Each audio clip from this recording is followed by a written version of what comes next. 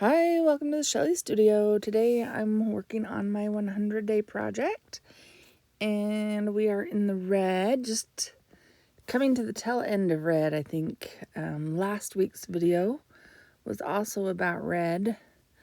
I'll have a playlist in the description box below if you want to see the other videos and you haven't seen them for whatever reason.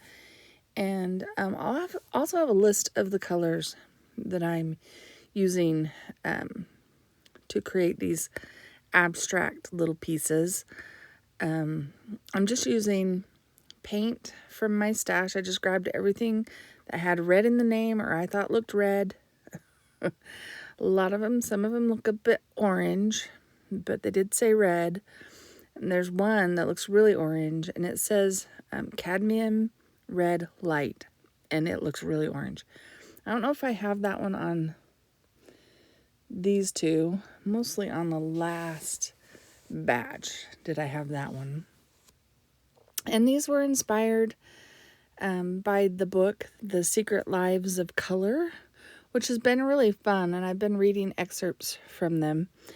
And I have an excerpt that is pure fiction, unless you believe in dragons. This one is about dragon's blood. I'm going to tell you a little story. Hopefully it's okay to do this. I hope so, because it's been fun. The book, The Secret Lives of Color, is by Cassia St. Clair. I will have that in the description box below too, a link to it in case you're interested. No pressure. It is an Amazon affiliate link. I get pennies. Like if you actually buy something through that link, I get pennies. Oh, see, there's the cadmium red light. See how orange that looks? I think it looks really orange. Anyway, on the morning of May 27th, 1668, a gentleman was riding through a remote corner of Essex in southeast England when he stumbled across a dragon. It had been sunning itself on the edge of a birchwood, but suddenly reared up at his approach. It was vast, 9 feet from hissing tongue to tail, about as thick as a man's thigh, with a pair of leathery wings that appeared far too small to get its enormous bulk airborne. The man spurred his horse and, with winged speed, hafted away, glad that they had escaped such imminent danger. Oh, look, I'm on to the purple. But the tale of the beast was not quite over yet. Men from the nearby village of Saffron Walden, perhaps worried about that the dragon might become peckish and begin making inroads into their cattle herds, or perhaps bored and skeptical, set out in pursuit. To their surprise, they found it in almost exactly the same place. Again, it lifted the front of its body into the air and, hissing loudly, disappeared into the underbrush. The villagers saw it again and again over the next few months, until one day, without explanation, they found the birchwood to be dragon-free once more. The whole saga was written down in a pamphlet, The Flying Serpent, or Strange News Out of Essex, a copy of which is still on view at the local library. I just thought that was really funny. And it says, it's odd to think that the same moment villagers were scouring the local countryside trying to see off a dragon some 40 miles away in London, Isaac Newton was beginning to foment the scientific revolution. Perhaps the dragon's appearance was a last gasp display from a creature that was on the cusp of being driven forever into the realm of myth by the advance of enlightenment. And with the dragon, of course, went its blood, which has been an exclusive pigment since before the birth of Christ, when Pliny, deploring an ever-expanding palette distracting artists from the serious business of art, wrote that India contributes the ooze of her rivers and the blood of dragons and elephants. He was referring to dragon's blood.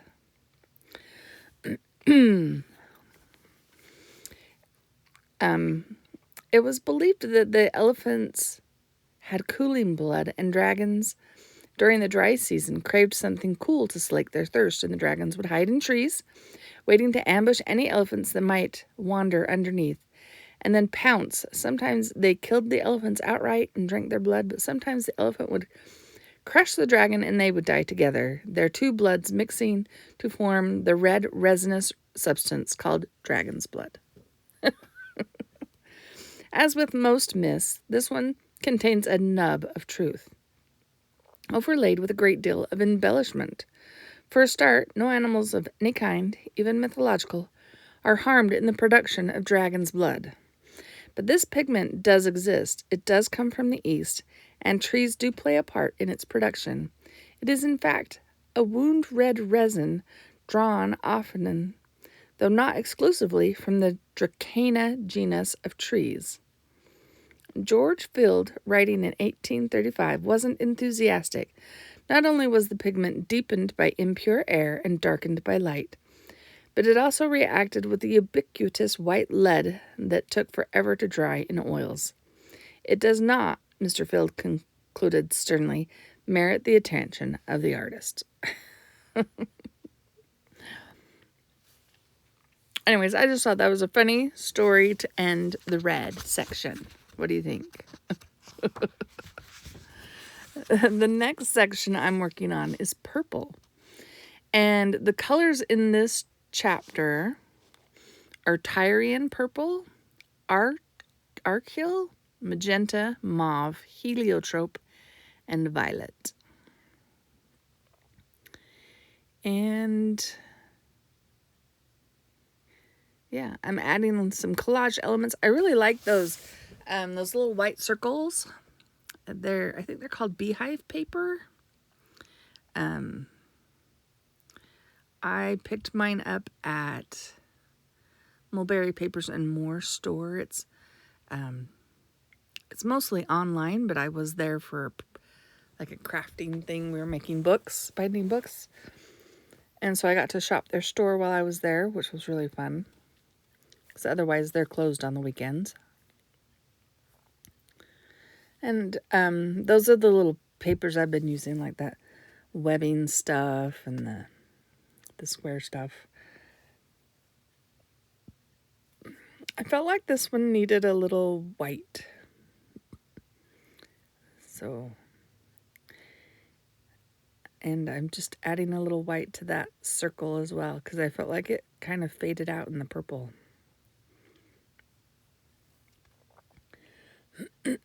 How is everyone today? I hope you're all doing well. I'm sorry about my voice. I have a little bit of a cold. I'm mostly over it. I've had it for over a week now. It should be about done. This stencil is a Robin McClendon. I believe it's by iStencils. It was an exclusive. I don't know if you can buy that one by itself now, but it was an exclusive when you bought like a certain set of her stencils. And I just love that shape. And I thought it went really well in my circle. Just enhancing it a little bit. Needs to be brighter, don't you think? I know this is going to come out a little later, but Apg Jamie mentioned me in her hashtag mention Mondays. That was really nice of her. I got a few subscribers from that, I think. They didn't tell me where they came from, but I got a little bump in subscribers. So if you're from Apg Jamie's, thank you for coming over and checking me out. I appreciate it. She's really fun. I've watched her forever. I think we started near the same time, at least in the same year. So it's been fun to follow along with her. I watch all her videos too. And I don't know how I inspire her to carve stamps. I've carved a couple stamps, but I think it's more just like drawings that she sees of mine that inspires her to carve a stamp. She's really good at carving stamps. I do have the tools. I just my hands aren't that steady. Cut right through them. But thank you, APG, for the mention. And if you don't know who she is, I will put her in my description box so you can go check her out. She's hilarious. She's really fun to watch. And she does a live.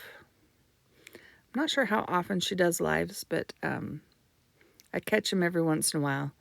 She does them while I'm working, so sometimes I catch them. All right, so the next color, well, we're almost done with this section, but I'll tell you about the color purple. The belief that purple is special and signifies power is surprisingly widespread. Now, it is seen as a secondary color sandwiched in the artist's color wheels between primaries red and blue. Linguistically, too, it has often been subordinate to larger color categories, red, blue, or even black. Nor is purple per se part of the visible color spectrum, although violet, the very shortest spectral wavelength humans can see, is visible. That's really interesting because when I was going through my stash of paints that I think are purple, I have both purple and violet by Rowney. And the one that's called violet, I thought would have been purple and vice versa. So I obviously need some sort of color chart with color names. I'm thinking of the one that does the color of the year. Who is that? I think they put out a box, right, of color combinations or something. Maybe they have names on them. Anyway, they have serial numbers, I think. I'm not positive. Yeah, so now we are fully into purple. And I think this one is the violet, and the one I just put down before was purple. Don't you think it goes the other way? Maybe they're mislabeled. I mean, it is, and that says Dioxazine purple. So, yeah. I think it all depends on the brand you buy. And I think there's no rules in color naming. I think you have to go by the pigment number. I don't know if these had pigment numbers. But, yeah. Okay, so the first color on my list was Tyrian purple. And I'm just guessing on the pronunciations of Tyrian purple. Or most of the things around here. There's my craft paint. Totally different looking, isn't it? All right, Tyrian purple. This rich tone, ideally the color of clotted blood. Okay, I would have thought that was a dark red. According to Pliny, was the product of two varieties of shellfish native to the Mediterranean, Thais hemastoma and Murex bandaris. Were one to crack open the shell of one of these spiky, carnivorous gastropods, one would see a pale hyperbranchial gland or bloom transcending its body. If this were squeezed, a single drop of clear liquid smelling of garlic would be released. Within moments, the sunlight would turn the liquid first pale yellow, then sea green, then blue, and finally a dark purple red. The best color, so deep it was tinged with blackness, was obtained by mixing the fluids from both kinds of shellfish. Getting the color to adhere and permeate cloth involved a long and foul-smelling process. The liquid was harvested from the shellfish glands, was placed in a vat of stale urine. Every color that always involves urine, I swear. And that's for the ammonia. It was allowed to ferment for 10 days before the cloth was added. Some accounts recommended treating the cloth with 2 separate baths of the dye.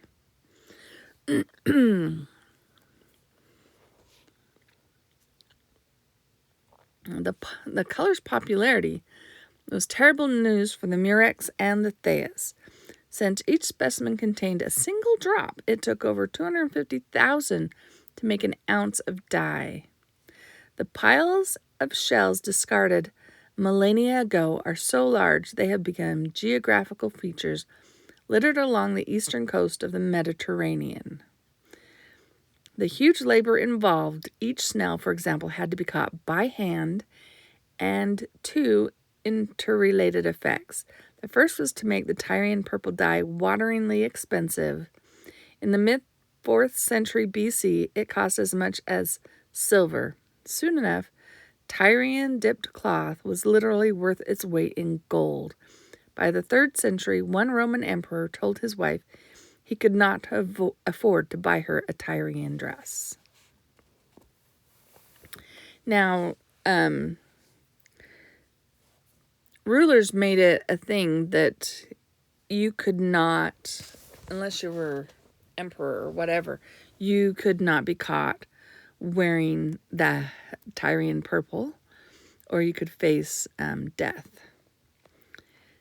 Once, the Emperor Nero saw a woman in a mollusk mauve colored outfit, and he dragged her from the room, stripped her naked, relieved her of her property.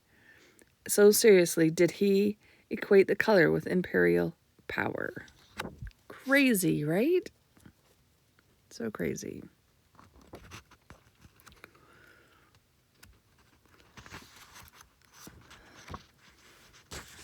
So playing with these purple colors, I didn't quite know what I wanted to do. So I made a bit of a mess of the colors underneath. I'm hoping that the collaging will kind of bring things back together.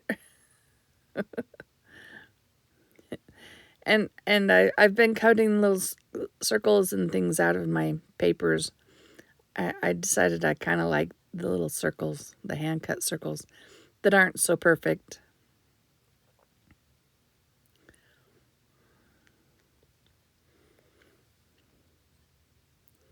Do I have time for one more color? This one is called Archil. The color can be found in the most unpromising of places. Archil is a dark red-purple dye made from lichens. Most people know lichen when they see it growing flatly on bricks or on the bark of trees, but few take notice.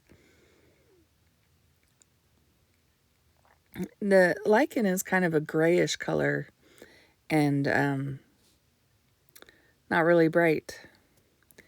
So it's strange that it would make a purple color.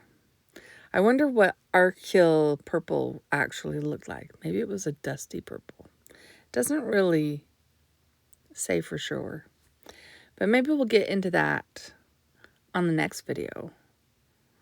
Learn more about lichen.